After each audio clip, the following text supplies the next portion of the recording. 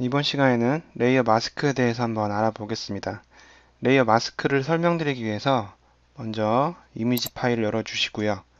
그리고 무브 툴로 이 이미지를 이 이미지로 드래그 해볼게요. 이렇게 됐죠? 레이어 마스크는 여기에 있습니다. 이곳에 레이어가 선택된 상태에서 레이어 마스크를 클릭해주면 이 옆에 조그만 하얀 사각형이 생겨요. 이게 마스크입니다. 이미지를 클릭하면 이미지가 활성화가 되고요. 기본적으로 레이어 마스크를 추가하면 이렇게 레이어 마스크가 활성화가 되어 있는데, 레이어 마스크에는 이렇게 하얀색과 검은색만 칠할 수가 있습니다. 자, 브러쉬 툴로 가서요. 그리고 검은색을 한번 칠해 볼게요. 전경색이 검은색이 됐죠?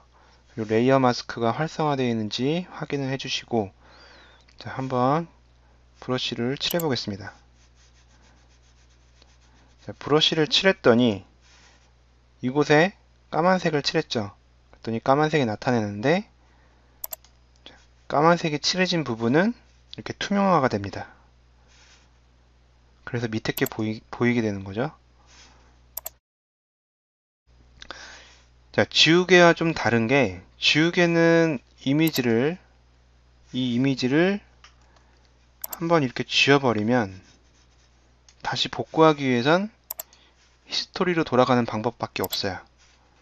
근데 만약에 다른 작업을 하다가 히스토리가 복구가 안 된다고 하면은 지우개로 지운 건 복구를 할 수가 없습니다. 하지만 이렇게 레이어 마스크로 검은색을 칠해서, 브러쉬죠? 이렇게 검은색을 칠해서 지워놓은 것들은 다시 하얀색을 레이어 마스크에 칠해주면 나타나게 됩니다. 이런 식으로. 즉, 이 레이어에서, 그쵸? 이 사진에서 마스크를 씌워서 검은색으로 칠해진 부분들은 투명하게 시켜주는 거고, 그리고 하얀색으로 칠해지는 것들은 이 레이어가 보이게끔 하는 거죠. 레이어 마스크는 되게 여러 가지로 쓰이는데, 자, 간단하게 저번 시간 했던 합성을 레이어 마스크를 이용해서 한번 해볼게요. 자, 이 부분을 선택을 하고요. 레이어를 카피합니다.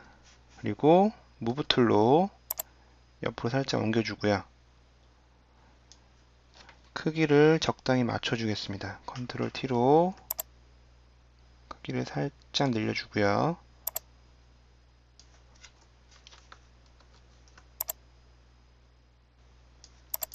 크기를 적당히 맞춘 다음에, 자, 이 레이어에 레이어 마스크를 추가해 줍니다. 여기 보시면 경계가 이렇게 티가 나죠? 여기에다가 브러쉬로 검은색으로 바꿔서 이 경계 부분을 투명도를 좀 낮추고요. 살짝 칠해서 경계 부분을 살짝 없애 볼게요. 부드럽게. 되게 간단하게 됐죠? 이런 식으로 쉽게 바꿀 수가 있습니다. 자, Alt 키를 누른 상태로 레이어 마스크 부분을 클릭하면 이 레이어 마스크가 어떻게 칠해져 있는지 볼 수가 있습니다.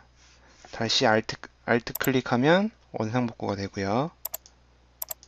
그리고 Shift를 누른 상태로 클릭을 하시면, 자, 레이어 마스크에 X자가 나오죠? 그러면서 레이어 마스크가 안 씌워져 있는 상태가 보여지게 됩니다. 다시 Shift 클릭하면 원래대로 돌아오고요. 이런 식으로도 쓰이고요. 자, 다른 방법으로도 한번 써보겠습니다. 아직 배우지 않은 기능인데, 자, 효과에 휴 세츄레이션을 클릭합니다.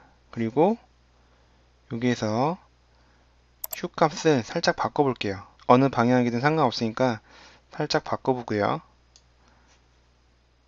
자, 그러면 이 이미지를 이렇게 색깔을 바꾸게 돼요.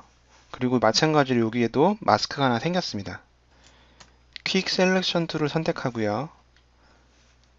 이 잔디 부분을 선택을 해줍니다. 적당히 선택을 해주고요. 그리고 나서 이 마스크에다가 자, 정경색이 검은색으로 되어 있죠. 이 상태에서 Alt 딜리트 키로 까만색으로 칠해줍니다. 그리고 Ctrl D. 이 부분만 색칠이 되어 있죠. 까만색으로. 그래서 하늘만 색깔이 바뀌는 걸 확인할 수 있어요. 자, 얘를 더블 클릭해서 이 휴 값을 바꿔도 이 하늘만 적용이 되는 거죠. 그러니까 휴 새츄레이션 레이어가 이 하얀색 부분에만 영향을 미친다는 걸 볼 수 있습니다. 자, 레이어 마스크는 이런 식으로 많이 씁니다. 그리고 효과나 이런 합성에서도 거의 필수적으로 쓰이는 거기 때문에 반드시 개념을 이해하셔야 될 거예요. 이상입니다.